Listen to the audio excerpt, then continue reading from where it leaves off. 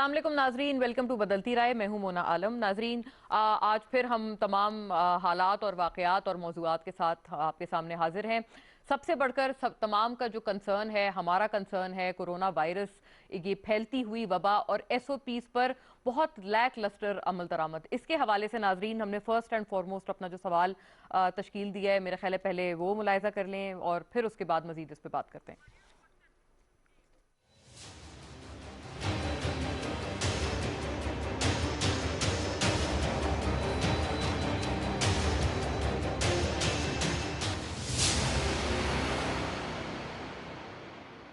जी नाजरीन, SOPs पर अमल दरामद नहीं हो रहा है। कोरोना वायरस की तीसरी लहर उसी तरह से चल रही है। वैक्सीनेशन का सिलसिला भी चल रहा है। जिस तरह से वैक्सीनेशन या वैक्सीन रोल आउट हो रहे हैं उसके ऊपर भी हमने मुतअद्दिद मरतबा बात की है। लेकिन बात यह है कि अब बदकिस्मती से हमने इस वबा के साथ रहना है, जीना है। अपने जो रोजमर्रा के काम हैं वो भी करने हैं, डेली एक्टिविटीज भी वैसे ही चलनी है। लेकिन SOPs पर अगर अमल दरामद ना हो तो ये तमाम मामलात काफी हद तक बिगड़ सकते हैं और सिचुएशन हाथ से बाहर जा सकती है। जैसे कि बिलखुसूस पंजाब में मजीद इवन वेंटिलेटर्स भी मंगवाए गए हैं और वहां पर सिचुएशन हमें नजर आ रही है कि काफी खराब होती हुई है और जो मरीज हैं कोरोना वायरस के उनकी तादाद में भी मजीद इजाफा हो रहा है। पॉजिटिविटी रेट भी नाजरीन not just Punjab but the entire Pakistan तमाम के लिए बढ़ता हुआ नजर आ रहा है।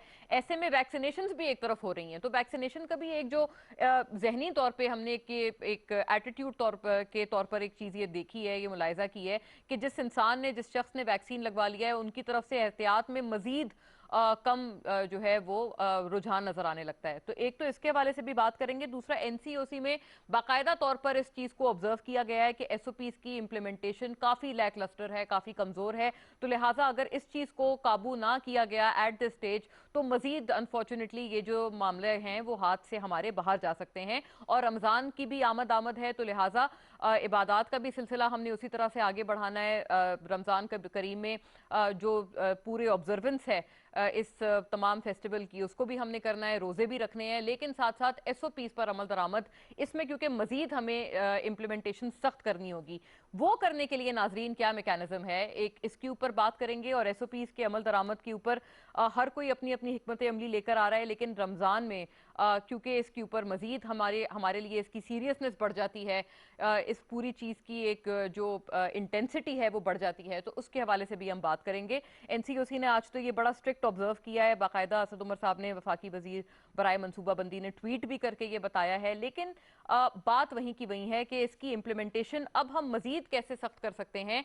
वैक्सीनेशन का भी जो सिलसिला है बताया ये जा रहा है और जो इस वक्त इत्तलात हैं वो यही हैं कि गालिबन अभी तक तो 50 से जायद जो अफराद हैं उनके लिए वैक्सीनेशन का इंतजाम हुकूमत ने किया है। लेकिन इसके अलावा बताया यह जा रहा है कि रमजान के बाद से ये तमाम एज ग्रुप्स के लिए खोल दी जाएंगी हुकूमत की तरफ से और हर कोई अपने आप को रजिस्टर करवा पाएगा। लेकिन उसके बाद भी और उससे पहले भी जिस एहतियात की हमें जरूरत है वो क्यों नजर नहीं आ रही। बाकायदा आगाज करते हैं। मेरे साथ यहाँ स्टूडियोज में तशरीफ फरमाए रियाज फतियाना साहब, मेंबर कौमी असेंबली पाकिस्तान तहरीक इंसाफ से, वेरी सीनियर पॉलिटिशियन हिमसेल्फ, और आपसे हुकूमती पर्सपेक्टिव इन तमाम मामला पे जानेंगे। पहले मौजूद पे हम खैर इस कोरोना वायरस के बारे में बात हमारी रहेगी। वेलकम ऑन बोर्ड रियाज फतियाना साहब, बहुत शुक्रिया आपकी तशरीफ आवरी का। शौकत पराचा साहब नाजरीन हमें ज्वाइन कर रहे हैं, सीनियर सहाफ़ी, तज्जियाकार, और इन तमाम उमूर पे अपना जो तज्जिया तबसरा है हमारे साथ शामिल गुफ्तगू रखेंगे। थैंक यू पराचा साहब, आप भी तशरीफ लाए।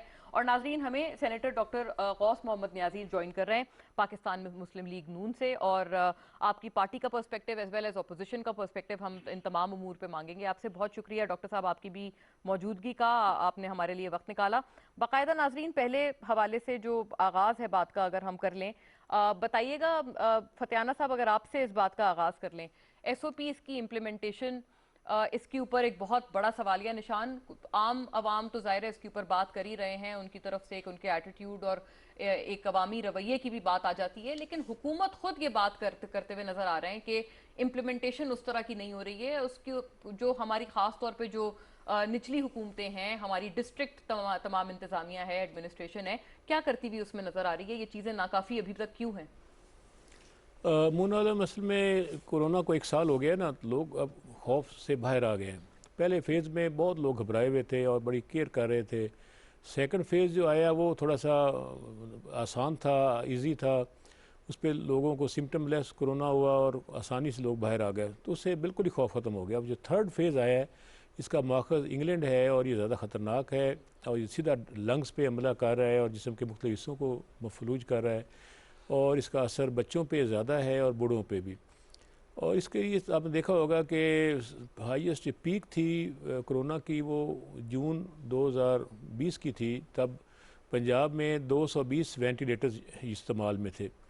इस वक्त तो 350 से ज़्यादा वेंटिलेटर इस्तेमाल में, जिसका मतलब 100 ज़्यादा वेंटिलेटर इस्तेमाल हो रहे हैं, जिसका मतलब ये होगा कि अब कोरोना के मरीज़ों की तादाद जो ख़तरनाक हद तक जो सीवियर हैं, ज़्यादा सीरियस पेशेंट हैं, उनकी तादाद में इजाफ़ा हुआ है। और अगर टेस्ट करें तो 50,000 टेस्ट और उसमें 5,000 कोरोना के मरीज़ पॉजिटिव आ रहे हैं, बल्कि ज़्यादा आ रहे हैं। तो इस तरह 10% लोग कोरोना के मरीज़ आ रहे हैं। अगर देखा जाए आपके गिर्द अगर 100 लोग खड़े हुए हैं तो इसका मतलब ये होगा तो उसमें यकीनी तौर पर 10% के तनासब से 10 लोग कोरोना के मरीज़ हैं, जिनका उनको खुद भी नहीं पता कि हम कोरोना के मरीज़ हैं। इर्द गिर्द भी लोगों को नहीं पता। बहुत सी डेथ्स हो रही हैं, उनके बारे में लोग खौफजदा होते भी ये नहीं बताते कि कोरोना से मरा है कोई उनका घर का तो उसका रिज़ल्ट ये होता है कि लोग उसको छू रहे होते हैं।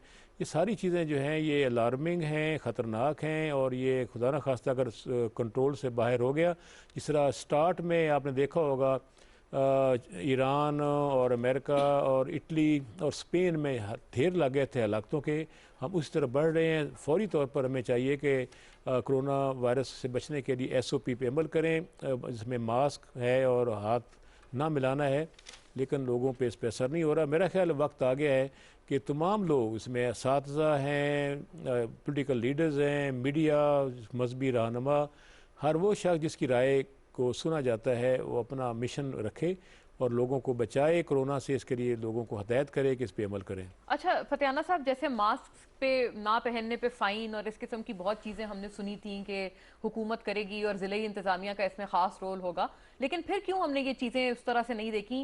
गालिबन haven't heard a single case जहाँ पर मास्क ना पहनने पर फ़ाइन हुआ हो। जी ऐसा हुआ है, लाहौर में कोई 300-400 मुकदमा दर्ज हुए हैं, मेरे अपने हल्के में भी लोग अरेस्ट हुए हैं।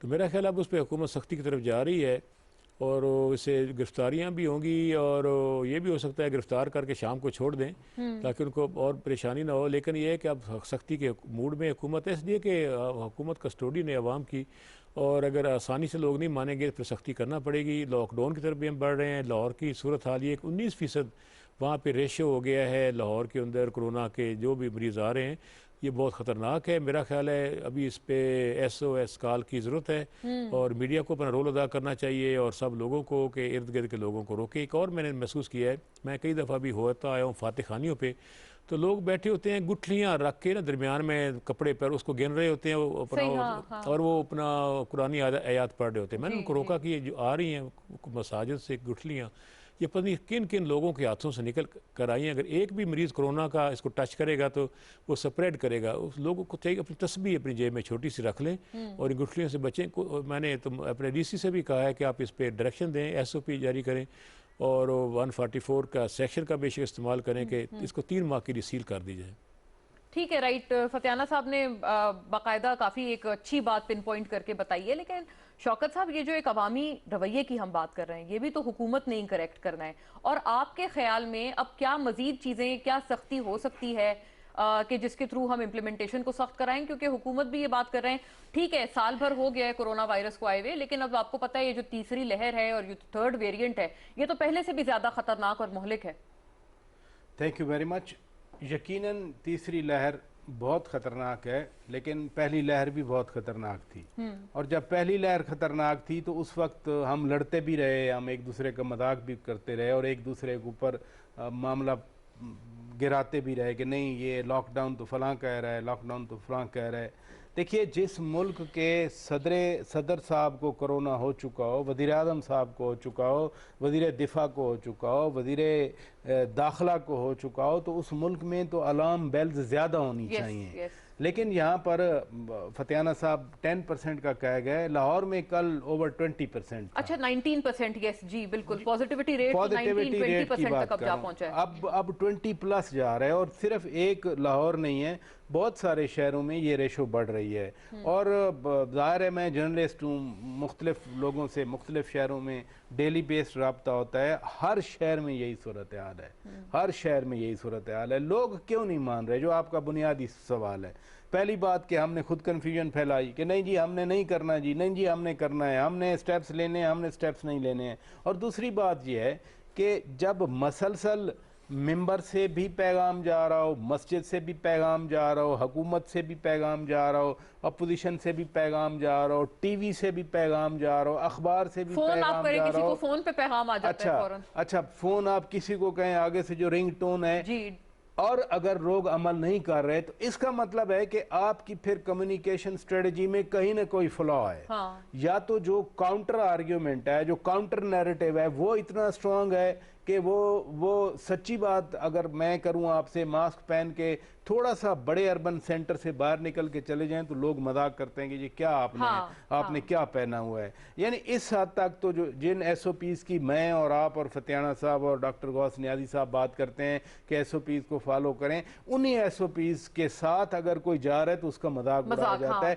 इसका मतलब यह है कि में शुमार करते हैं, ऐसे ही एरोगेंस जी, आप तो शहर से आए हैं जी, आप तो बड़े लोग हैं जी, आपको ज्यादा डर लगता है। मैंने खुद अपने कानों से अपने बारे में ये सुना है कि मैं किसी मार्केट में गया हूं। कल मैं एक यूनिवर्सिटी में गया, मैं आपको अपना एक्सपीरियंस, फतियाना साहब ने अपना बताया, मैं एक यूनिवर्सिटी में गया। अब अजीब ये कॉन्ट्राडिक्शन है कि यूनिवर्सिटी बंद है, यूनिवर्सिटी की क्लासेस बंद हैं, कॉलेजेस बंद हैं, लेकिन उस पर्टिकुलर यूनिवर्सिटी का हॉस्टल खुला था और वहाँ वो लंच आवर था। तो मैं उस जगह पे बैठा जहाँ लड़के लड़कियाँ खाना खाते हैं, मजाल है किसी ने मास्क पहना हो, मजाल है कोई सोशल डिस्टेंसिंग का। और मैं सच्ची बात है मैं बड़ा परेशान हुआ कि जिस कौम के पढ़े लिखे और हाईली एजुकेटेड, बहुत अच्छी यूनिवर्सिटी में हाईली एजुकेटेड स्टूडेंट्स का अगर ये रवैया हो, और जिस वजह से मुल्क रेड लिस्ट में जा रहा है, मुल्क पे पाबंदियां लग रही हैं, मुल्क का पासपोर्ट चेक किया जा रहा है कि अच्छा पाकिस्तान से आ रहे हैं तो आपका जहाज नहीं आ सकता, आपके पैसेंजर नहीं आ सकते। वहां पर पढ़े लिखे नौजवानों का अगर ये रवैया है तो फिर एक सादा आदमी, एक देहाती आदमी, उसको क्या पड़ी है। बल्कि ये भी शौकत साहब देखें, स्कूल इंतजामिया छोटी छोटी बातों पे इम्प्लीमेंटेशन कराने के लिए हर डिसिप्लिन पे, कभी डिसिप्लिन के नाम पे कभी किस पे इतनी सख्ती बरतते हैं, तो क्या सोशल डिस्टेंसिंग या जो कोरोना के हवाले से SOPs हैं अपने स्टूडेंट्स को क्या वो लोग पाबंद नहीं कर सकते जब छोटी छोटी बातों पे इतनी सख्ती बरती जाती है? यही मैं आपसे बात कर रहा हूँ कि इंतजामिया ने क्लासेस बंद कर दी, एडमिनिस्ट्रेशन ने। हॉस्टल किस लिए खुला रखा हुआ है जब क्लासें नहीं होनी? तो अच्छा हॉस्टल खुला रखा है, स्टूडेंट्स ने जोर दिया होगा कि हमारे एग्जाम की तैयारी करनी है, तो कम से कम आपकी एक ज्यूरिसडिक्शन में जो फैसिलिटी है खाने पीने की, बैठने की। साहब मैं जरा आगे जाऊंगी, आपने बड़ी आपने अहम और पिन पॉइंटेड गुफ्तगू की है। आपने इवन फतियाना साहब ने भी, आपने भी अपने खुद जाती जो एक्सपीरियंसेस हैं, मिसालें हैं बताई हैं। Senator doctor Ghaus Niazi sir, you are a doctor yourself, आप फरमाइएगा क्या कहाँ प्रॉब्लम आ रही है, जो इम्प्लीमेंटेशन है वहां पर किस तरह से हम इसको सख्त से सख्त करें? और आप ये भी फरमाएं कि बतौर ऑपोजिशन, क्योंकि ये तो हमारे एक सेहत आमा का मसला है, इसके ऊपर आप हुकूमत को लेंडिंग हैंड या फिर एक जो साथ है आप किस हद तक एक्सटेंड करने को बतौर ऑपोजिशन तैयार है या आपकी जमात तैयार है? बिस्मिल्लाहिर्रहमानिर्रहीम। देखिए जी, कोरोना ऐसा मसला है और पूरे पाकिस्तान का मसला है, पूरी दुनिया का मसला है, और मेरे ख्याल में इस पर सियासत नहीं होनी चाहिए। और इस पे शुरू में मैं जो माजरत के साथ फतियाना साहब से कि हुकूमत ने खुद संजीदगी से प्राइम मिनिस्टर साहब नहीं गया, उन्हें उस पर लाइट दिया कि ये नजला जुकाम होगा, आपका गला खराब होगा, ठीक होगा, और काफी हद तक उन्होंने खुद मास्क नहीं पहना। अब फिर पहना शुरू कर दिया, मैं उन पर शुक्रगुजार हूँ। और हकीकत यह है कि जो तीसरी जो लहर है ना, वाकई खतरनाक है। मैं चूंकि डॉक्टर हूँ और फिर मैं तो छोटा सा हॉस्पिटल है, मैं खुद देख के डर जाता हूँ, इतने पेशेंट कोरोना का आ रहे हैं। और दूसरी जो एक सितम ये है कि लोग जो है वो टेस्ट नहीं कराना चाहते, सिम्टम कोरोना के हैं वो टेस्ट नहीं कराना चाहते, और जो सरकारी अस्पताल है वहां नहीं जाना चाहते। एक कंसेप्ट बन गया है कि वहां जाते हैं तो टीके लगाते हैं तो वो बंदा मर जाता है। हालांकि ऐसी बात, ये भी बात कही जाती है कि कोई और बीमारी होती है और कोरोना टेस्ट किसी भी शख्स का कहते हैं कि जी वो पॉजिटिव करके रिपोर्ट दे देते हैं।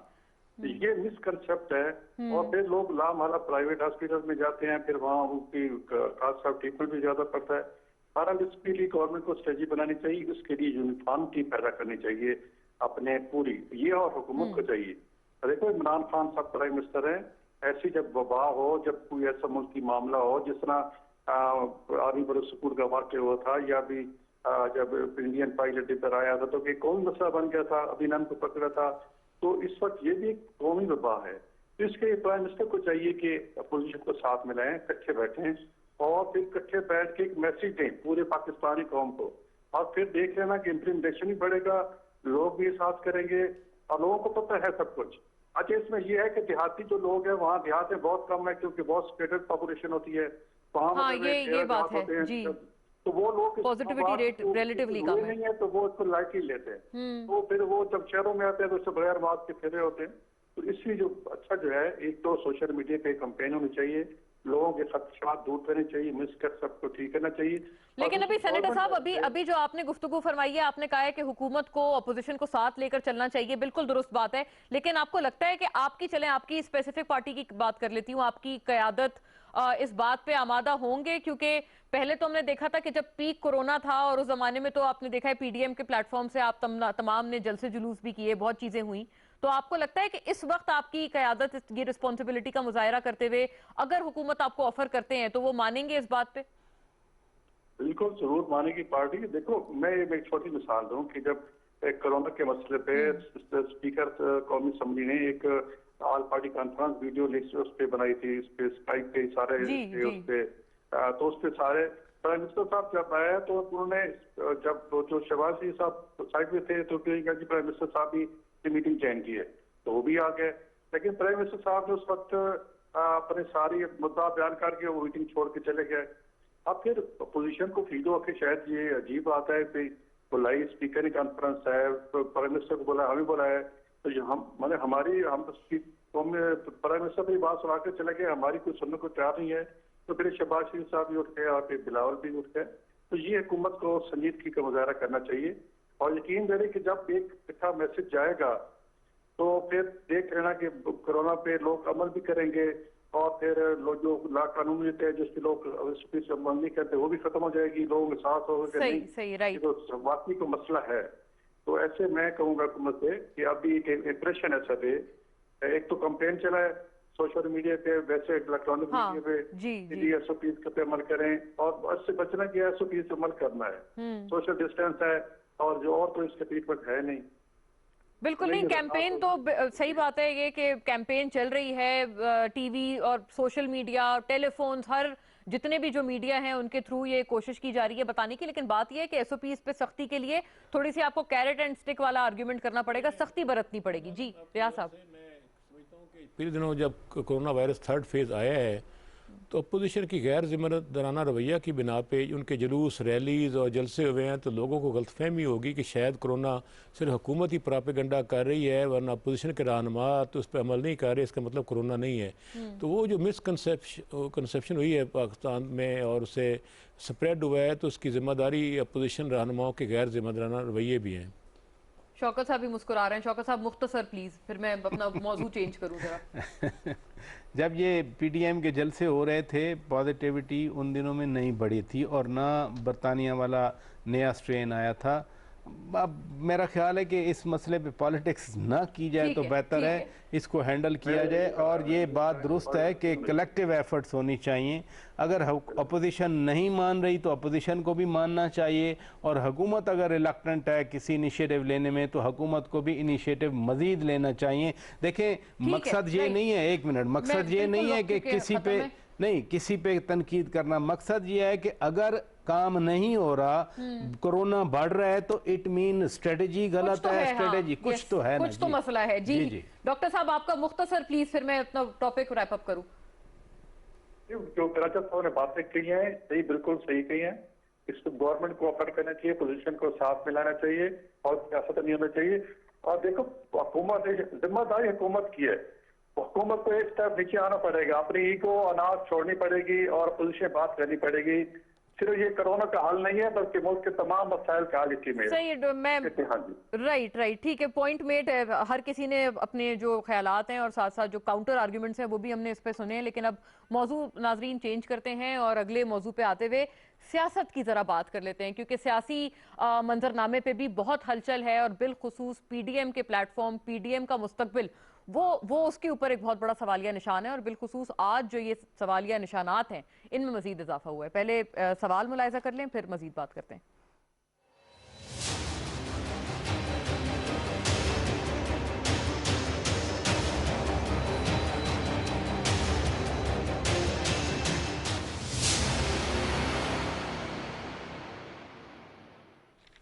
जी नाजरीन, पीपल्स पार्टी का बाज़ाब्ता ऐलान और एएनपी के फुटस्टेप्स के पीछे चलते हुए, उन्हीं के साथ कदम से कदम मिलाते हुए पाकिस्तान पीपल्स पार्टी ने भी जितने ओहदे उनको पीडीएम के प्लेटफॉर्म से दिए थे, आज बाज़ाब्ता ऐलान ये हुआ है कि उनको वापस किया गया है। और कल एक काफ़ी ड्रामेटिक किस्म के मूव में हमने ये देखा कि जो सीईसी मीटिंग थी पीपल्स पार्टी की, जिसमें यह कहा जा रहा था कि इस्तीफों के हवाले से दरअसल फैसला होगा, उस सीईसी मीटिंग में जो show cause notice Peoples Party को दिए गए थे उसको फाड़ फेंक दिया गया।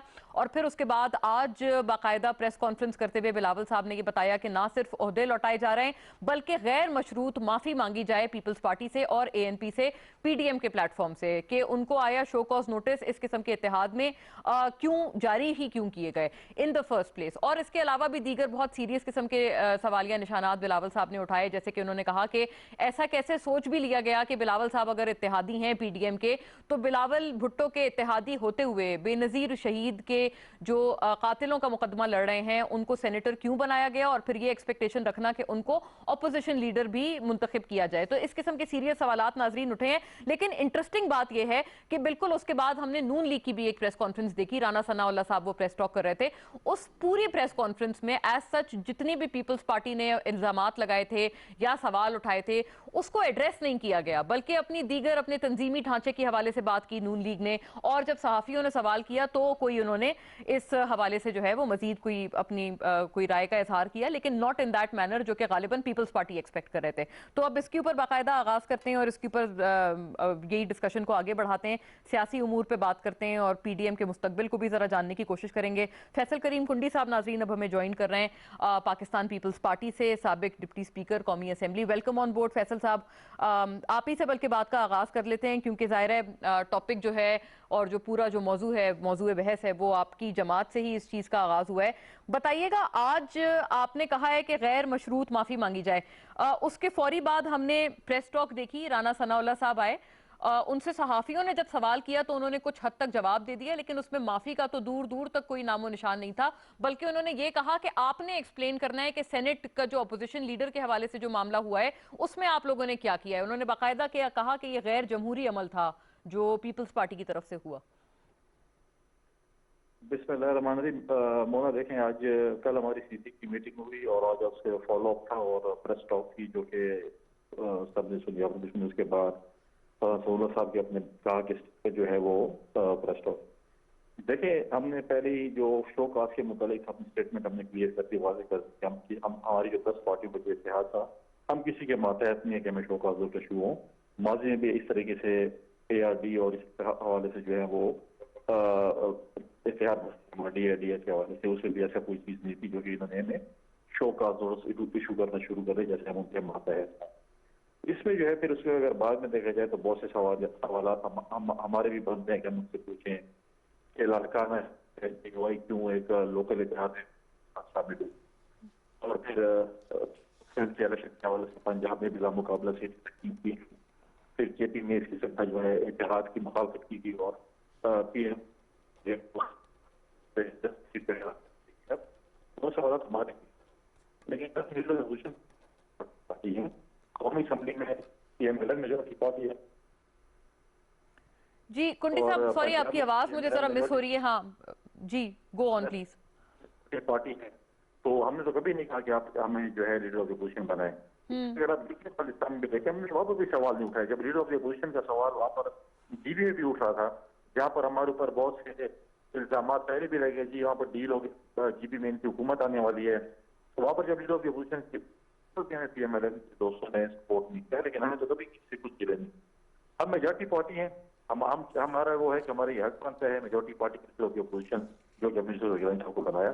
जहाँ तक इनका जो ताल्लुक है, कह रहे हैं कि आपने हुकूमत से या तो इस्लाम आवामी पार्टी से वोट दिया, हमने देखें उस शख्स ने जो हमारे मरदान से सेंटर मुंतखब हुए जिनका ताल्लुक पहले PMLN से था, जो चले गए थे, इंडिपेंडेंट थे, उन्होंने एक ग्रुप बनाया जिनके वोट हमें 4 वोट मिले। लेकिन वही वोट जो जब पहला दिन सेशन था और कोविड के हवाले से ये हुआ कि मेंबर कामरान मुल्ता साहब ने एक रेजोल्यूशन पेश की थी या और जो भी था, उस पर जब वोटिंग हुई तो उस पर सारी अपोजिशन मुत्तहिद थी, बल्कि उन 4 जो फॉरवर्ड ब्लॉक बना हुआ है या जो एक ग्रुप बना हुआ है उन्होंने भी वोट किया। क्या फिर उधर PMLN के दोस्तों ने कहा उनको कि आप लोग बैठ और हमें वोट न करें, आपकी वोट? तो मतलब है कि ये चीजें सही, यानी कि जहां पर वोट उनको सूट करता है वो लोग उसको मानते हैं, लेकिन यहाँ क्योंकि सूट नहीं कर रहा। लेकिन कुंडी साहब आप ये बताइए कि इसमें हाँ, एक और सवाल है। जी जी, गिलानी साहब जब बने सेनेटर, उनको भी तो हुकूमत के वोटों की वजह से बने ना, कोई ऐसे तो नहीं बने ना, बिल्कुल हुकूमत के इत्यादियों के वोटों की वजह से बने। वहां पर तो कोई तरह से गिलानी साहब जो डिफ्लेक्ट होके वोट पड़े हैं गिलानी साहब को, हाँ हमें वोट मिले हैं, तो वहां पर किसने सवाल नहीं उठाया कि आपने 15 वोट इत्यादियों का या हुकूमत के लोगों से आपको पड़े हैं, वोट पड़े हैं, उसको तो हम बड़े जो है चैंपियन थे और हम जो है फासिल थे। और अब जब चूंकि देखें जब आ रहे थे इस तरफ कि जब हम कह रहे थे कि जी अब लॉन्ग मार्च है तो उसके बाद हम अदम एतमाद की तहरीक जमा कराएंगे, क्योंकि हमने प्रूफ कर दिया है कि हम मरकज ने और मरकज ने प्रूफ कर दिया है कि हम अदम एतमाद की तहरीक कामयाब कर सकते हैं, और इस तरह हम पंजाब में भी कर सकते हैं। तो वो देखिए, आपने अगर हुकूमत खत्म करनी है तो हुकूमत खत्म करना तो जमहूरी तरीके अदम एतमाद की तहरीक है, तो क्यों हम अदम एतमाद की तहरीक जमा कर रहे हैं? तो उससे अगर ये पीछे हट रहे हैं, हम तो आज सवाल ये उठाया कि देखें हमें तो हमारे PMLN के दोस्त बताएं कि आपका मुकाबला अपोजिशन जमात और बिलावल भुट्टो जरदारी साहब से है, या आपका मुकाबला इमरान खान से है, या आपका मुकाबला एस्टेब्लिशमेंट से? कोई तो पता है किसके साथ आप मुकाबला करो। यही सवाल वो आपसे भी करते हैं, लेकिन मैं आपकी तरफ आती हूँ, लौटती हूँ कुंडी साहब। सवाल मुझे दोहरा दे तो मैं उनका जवाब दे दूंगा उनको। रियाज फतियाना साहब, मैं लेकिन हाँ अच्छा आपसे भी कुंडी साहब, क्योंकि आप लोगों ने ऑल्दो जो पोस्ट थी PDM की, जो ओहदे थे वो तो आपने दिए हैं वापस, लेकिन आपने साथ साथ ये भी नहीं कहा है कि आप लोग PDM छोड़ रहे हैं, तो ये भी थोड़ी सी एक है ना, इसमें एम्बिग्विटी है। रियाज फतियाना साहब से जरा पॉइंटर मांग लूं मैं। रियाज साहब ये बताइएगा, अब पंजाब की जैसे बात की है, तस्करा किया है फैसल कुंडी साहब ने, रिवायती तौर पे और आपको लगता है जमहूरी तौर पे ये तरीका था कि अदम एतमाद लाते, कौमी असेंबली में लाते या पंजाब में लेकर आए? और एक तरह से तो ये देखें कि अगर पीपल्स पार्टी चाह रही थी पंजाब में अदम एतमाद लाना, तो नून लीग ने उनको, बल्कि उन्होंने कहा कि नहीं जी हम इस वक्त नहीं चाहते, तो गालिबन नून लीग तो इस वक्त कोहेरेंट है इस मामले में हुकूमत के साथ कि वो पंजाब में नहीं चाहते कि कोई अदम एतमाद चीफ मिनिस्टर के खिलाफ आए। मुनालम गुजारिश है कि पहले तो यहाँ से बात शुरू करते हैं। जिस तरह मुस्लिम लीग नून ने पीपल्स पार्टी को शो काज नोटिस दिया है, इसकी कोई मिसाल तारीख में नहीं मिलती। इस तरह उन्होंने तज़हीक और तौहीन की है पीपल्स पार्टी की। मेरा ख्याल है कि उन्हें ये ऐसा नहीं करना चाहिए था, और पीपल्स पार्टी ने दुरुस्त जवाब दिया है और उनके ओहदे भी PDM के वापस कर दिए हैं। दूसरा ये कि ये इत्तेहाद चलता हुआ नज़र नहीं आ रहा, और मेरा ख्याल है कि अदम एतमाद बहुत गहरा है, और पीपल्स पार्टी ख़ुद बहुत बड़ी पार्टी है। कई दफ़ा वज़ीर-ए-आज़म पाकिस्तान वज़ारत उज़्मा इनके पास रही है, सिंध में इनकी हुकूमत है, और इस वक्त भी सेनेट में इनके पास ज़्यादा सीट्स हैं, और एक सूबे की हुकूमत है। नून लीग की तो कहीं भी हुकूमत नहीं सिवाय आज़ाद कश्मीर के। तो इसलिए मैं समझता हूँ कि जहाँ तक पंजाब का तल्लुक़ है, तो पंजाब की हुकूमत बहुत मुस्तहकम है, और उस्मान बुज़दार साहब को अरकान असम्बली की तायद हासिल है। अलबत्ता बहुत सारे अरकान असम्बली जिनका ज़्यादातर तल्लुक़ मुस्लिम लीग नून से है, उनका रब्ता भी वज़ीर आला साहब के साथ है, और अगर कोई ऐसा मामला आता है तो मेरा नहीं ख्याल कि उन्हें वहाँ हुकूमत किसी खौफ या ख़तरे से दो चार है। तीसरा ये कि अगर गिलानी साहब को वोट ज़्यादा पड़ जाएँ तो ये शादियाने बजाते हैं, अगर वोट कम हो जाएँ तो सफ़े मातम बेच जाती है। मेरा ख्याल कोई फ़ैसला तो मान लें। अगर आप पार्लियामेंट के सीक्रेट एक वोट को मानते हैं, एक वोट को नहीं मानते, तो ये बातें भी ठीक नहीं हैं। और अगर बलूचिस्तान अवामी पार्टी के कुछ अरकान ने, क्योंकि बलूचिस्तान अवामी पार्टी एक इंडिपेंडेंट पार्टी है जिसकी सूबाई हुकूमत बलूचिस्तान में है, जिस तरह पीपल्स पार्टी की सिंध में है, और इनके शुरू से ही बड़े आपस में मरासम रहे हैं। अगर उनके कुछ लोगों ने वोट दे दिया है अपोजिशन लीडर के चुनाव में गिलानी साहब को, तो इस पर नून लीग को भी इतराज़ नहीं करना चाहिए था। मेरा ख्याल है कि PDM का तो मामला ख़त्म हो चुका है, अब देखना होगा कि अगला अलायंस क्या होता है और कौन क्या करता है। लेकिन फतियाना साहब, पंजाब में भी तो हमने देखा ना, आपके भी सेनेटर्स मुंतखब हो गए और बड़ी खुश असलूबी से मामलात हो गए, तो ये सवाल भी गलत नहीं है कि वहां पर भी, जैसे बिलावल साहब कह रहे थे कि उधर कोई शो कॉज नोटिस होता तो वहां पर भी मतलब आपके साथ भी कोई अंडरस्टैंडिंग थी और किस नहज पर ये बातें तय हुई थी? जी मैंने अर्ज़ किया ना कि उस पर वहाँ पे मुफाहमत हुई और दोनों पार्टीज़ ने मिल के आपस में सीट्स तकसीम की और बग़ैर इलेक्शन के वहाँ पे गैर बिला मुकाबला सारे लोग मुंतखब होकर आ गए। उन्होंने भी हलफ उठाया। तो ये पीपल्स पार्टी का को चाहिए कि इस पर उन्हें एक जवाबी शो का नोटिस दें कि आपने पंजाब में किससे पूछ कर अलाइंस किया है। वहाँ पे मुस्लिम लीग काफ के साथ भी इनका अलाइंस था और ऑब्वियसली पीटीआई के साथ भी उन्होंने बैठ कर किया। तो मेरा ख्याल है कि ये तो एक अच्छा आपने पॉइंट दिया है माशाल्लाह हमारे ऑनरेबल कुटी साहब को। तो आपको चाहिए कि इमीडिएटली को टिट फॉर टैट करना होता है पॉलिटिक्स में। उन्होंने आपको शो का नोटिस दिया, आप उनको जवाब में दें कि आपने क्या किया है। तो इसमें पीपल्स पार्टी का मौका मुझे ज़्यादा मजबूत नज़र आता है नून लीग की निस्बत। अच्छा, तो पराचा साहब आप बताइएगा, ये शोकॉज ही चलता रहेगा या कोई यहाँ से मामलात वापस कोई बेहतरी की तरफ जा सकते हैं या रिवाइवल की तरफ जा सकते हैं? वैसे इंटरेस्टिंगली कुंडी साहब मैं आपकी तरफ आऊंगी और आपसे ये भी सवाल करूंगी कि कल जो डस्का में नून लीग जीती है तो उसके हवाले से भी जैसे रहमान मलिक साहब कह रहे थे, उनका ये बयान आया कि पीपल्स पार्टी की वजह से आप लोग जीते हैं और कायरा साहब ने भी अपना सपोर्ट दिया था। तो शौकत साहब आप पहले बताएं, ये कोई मामला यहाँ से कोई मेंड हो सकते हैं या फिर आपको लगता है कि खराबी? देखिए, ये सीईसी का इजलास बड़ा अहम था और मेरी तो खाली असेसमेंट हो सकती है। कुंडी साहब चूँकि मौजूद हैं, बड़े लीडर हैं पीपल्स पार्टी के, वो ज़्यादा चूँकि पार्टी का मौक़िफ़ है, पार्टी का फ़ैसला होना है। मैं जो समझता हूँ कि अगर सीईसी में ये फ़ैसला नहीं हुआ कि हम पीडीएम को छोड़ रहे हैं, उन्होंने ओहदे वापस किए और ये कहा कि हम एहतजाजन वापस कर रहे हैं। और एहतजाज जब किया जाता है तो आप एक रूम रखते हैं, एक गुंजाइश रखते हैं फ्लेक्सिबिलिटी की। या तो जैसे एएनपी ने कहा था, वाज़े तौर पर ऐलान कर दिया था कि हम खुदा हाफिज़ जी हमारी तरफ से। So peoples party wants to be in the PDM.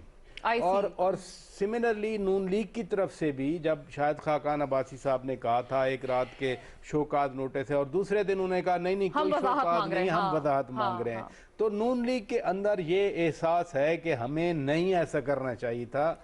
हमें शोकाज मतलब किससे मांगा जाता है? एक बराबर की पार्टी से तो आपकी अपनी पॉलिसीज होती हैं। तो चूंकि पीपल्स पार्टी ने आज ये फैसला नहीं किया, ये ऐलान नहीं किया कि हम पीडीएम को छोड़ रहे हैं, तो फिर हुकूमत जैसे खुश हो रही है आजकल पीपल्स पार्टी पे, हुकूमत वाले बड़े मेहरबान है कि पीपल्स पार्टी बड़ी अच्छी पॉलिटिक्स कर रही है क्योंकि पीडीएम टूटता हुआ नजर आ रहा है। इस वजह से आज का जो पीपल्स पार्टी का फैसला है, जो बिलावल भुट्टो जरदारी साहब की प्रेस कॉन्फ्रेंस है, मुझे कम अज कम अब ये नहीं लगता कि पीडीएम टूट जाएगी। अच्छा, और दूसरा आपको मतलब उससे थोड़ी एश्योरेंस हुई है कि पीडीएम रहेगी? मैंने कहा ना, चूंकि कुंडी साहब साथ हैं तो वो ज्यादा वाजे कर सकते हैं। लेकिन आज जो बिलावल भुट्टो जरदारी ने एक और बात भी की, उन्होंने कहा कि भाई पीडीएम तो मैंने बनाई थी। यानी मेरा ख्याल है वो 20 सितंबर वाली जो एपीसी उस की तरफ इशारा कर रहे थे कि हम मेजबान थे, पीपल्स पार्टी मेजबान थी, जिसमें मियां नवाज शरीफ ने भी वो आखिरी बार अपनी स्पीच की थी, बाद में तो पाबंदी लग गई उनकी स्पीच पे। तो वो उस एपीसी की मेजबानी पीपल्स पार्टी की थी जिसमें फैसला हुआ था। ठीक है, अब चूंकि मौलाना फजलुर रहमान ने अभी तक कोई बात नहीं की, चूंकि वो हेड हैं पीडीएम के, तो मौलाना फजलुर रहमान भी फिर कोशिश करेंगे कि इनको रीग्रुप किया जाए, they should be club together again. तो मुझे लगता है कि कोई दरमियानी रास्ता ये निकाल के पीडीएम अब चलेगी। टूटने वाली और एक बात जो आपने भी बात की कि जी माफी मांगी जाए, जब पॉलिटिशियन मिलते हैं आपस में बैठ के तो फिर ये ऐलानात वो भूल जाते हैं, वो फिर गले मिल लिया करते हैं, आगे बढ़ने की बात किया करते हैं। कुंडी साहब, वो थोड़ी एश्योरेंस हुई है पीडीएम के प्लेटफॉर्म के हवाले से शौकत पराचा साहब को। ये बताइएगा कि वजाहत ही मांग रहे हैं ना, अगर उन्होंने शो कॉज नहीं दिया तो आपने भी वो जो कल जैसे बिलावल साहब ने किरचे किरचे कर दिए, उससे बेहतर था कि चलें आप वजाहत कर दें या उन्हें एक्सप्लेन कर दें। ये बताइएगा ये आप लोग कितनी इसकी अलाउंस रख रहे हैं, और ये भी फरमा दें कि NA 249 में आपका सपोर्ट मांगा जा रहा है मिफ्ता इस्माइल साहब के लिए, क्या वो सपोर्ट पीपल्स पार्टी देगी इस वक्त जो अभी मौजूदा हालात है? देखिए, पहली बात तो ये है कि जो 249 की आपकी बात की, पाकिस्तान पीपल्स पार्टी ने अपना एक कैंडिडेट वहाँ पे खड़ा किया है। पाकिस्तान पीपल्स पार्टी की मीटिंग्स भी हुई हैं जिसमें पाकिस्तान पीपल्स पार्टी की तकरीबन लोकल क्यादत इससे मुतफिक है कि पाकिस्तान पीपल्स पार्टी अपना वहाँ पर इलेक्शन लड़े, किसी के साथ सपोर्ट न करे। दूसरी बात यह है कि हम पीडीएम बिल्कुल आपने बात की, मेरे भाई ने बात की पीडीएम, जैसे बिलावल साहब ने कहा कि पाकिस्तान की बस पार्टी ने रखा। हम ये नहीं चाहते थे कि हम पे ये इल्जाम लगे पीडीएम ने तोड़ा। हमने उनको यह कहा कि आपने गलत काम किया है, इस पर आप गैर मशरूत माजरत करें, उसके बाद हम आगे अगर चीजें हम सही करें और हम आगे पीडीएम को चलाना चाहते हैं, प्रोग्राम नहीं चाहते, वरना हम भी एएनपी की तरह आज कह सकते थे कि हम जा रहे हैं। लेकिन हमने एहतजाजन जो है अपने जो हमारे मेंबर्स हैं पीडीएम में, उनके जो है इस्तीफे जो है वो पीडीएम के चेयरमैन को भिजवा दिए, जो प्रेसिडेंट हैं। लेकिन यहाँ पर देखें दो सवाल पैदा होते हैं कि आज तक पीडीएम के प्रेसिडेंट जो हैं मोहम्मद फजल रहमान साहब, वो आज तक खामोश हैं। ठीक है, खुदा उनको सेहत दे, बीमार हैं, लेकिन अगर वो ये यहाँ तक उनकी सेहत उनको इजाजत देती है कि वो मुस्लिम लीग के दोस्तों को कहते हैं कि आप जाके उनको उनसे वजाहत तलब करें पार्टियों से या बाकी चीजें, तो इस चीज पे तो देखें ये बात कर सकते थे वो।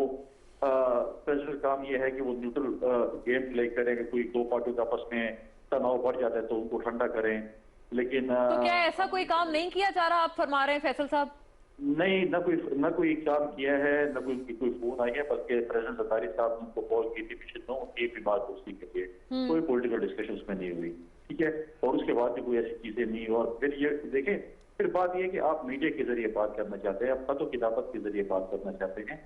अब आप मीडिया के जरिए बात करें, आपने जब पिछले दिनों मीटिंग जो कॉल की हमारे जो है साकार अब्बासी साहब ने, तो उसमें आपने जो है दो जमातों को दावत नहीं दी।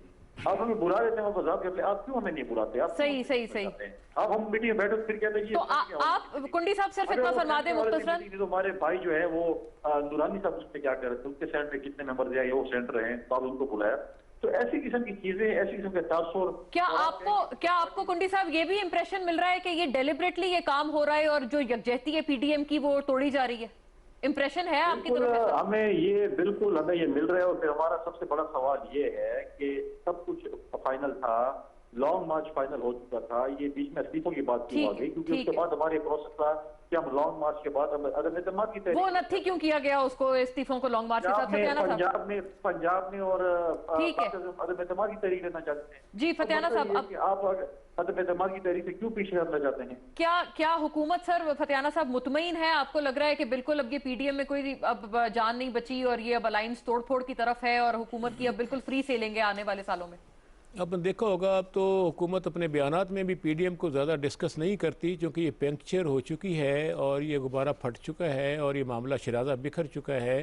अब इसमें कोई जान नहीं है, अवाम भी इस बात को समझती है। अब तो हम और दूसरे मसाइल की तरफ तवज्जो दे रहे हैं, जो कि ये मामला तो कब का ख़त्म हो चुका है। मेरा ख्याल ये तो एक ख्वाब था जो इन्होंने देखा वो ख़त्म हो गया।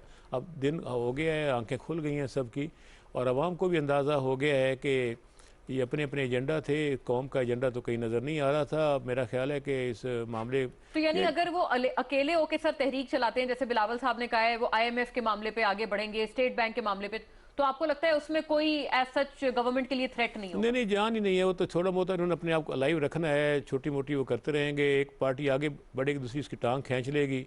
तो मेरा ख्याल है कि हमें अब इस पर ज़्यादा तशवीश नहीं है, ये खुद ही काफ़ी है दूसरे की टांग खींचने के लिए। जी पराचा साहब, आपका लास्ट कॉमेंट, डेलिबरेट है आपको लगता है ये जो पीडीएम में इख्तिलाफात सामने आए? देखिए ना, अगर एक पार्टी एहतजाज के लिए आगे बढ़ती है, IMF की आपने बात की, वो एहतजाज होगा महंगाई के लिए, वो एहतजाज होगा कौमी जो एक खुद मुख्तारी है उसके हवाले से, जो भी उनका स्लोगन बनता है, तो बाकी पार्टीज पीछे तो नहीं बैठ सकेंगी, फिर अपोजिशन वाली सारी पार्टीज आएंगी।